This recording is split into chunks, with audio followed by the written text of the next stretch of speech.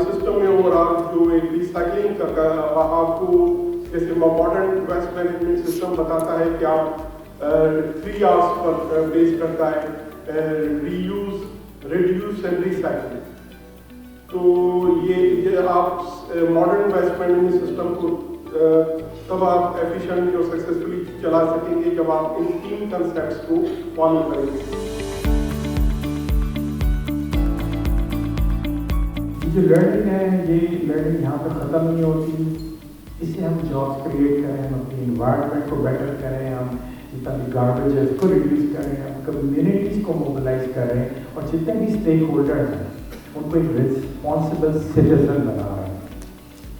जब तक हम इन चीज़ों पे काम नहीं करेंगे, डिसाइड है हैवी इंफ्रास्ट्रक्चर्स, जब तक हम कोई तरबियत नहीं करेंगे प्रोसेस में, वो कभी भी प्रोसेस कभी कामयाब नहीं हो सकता।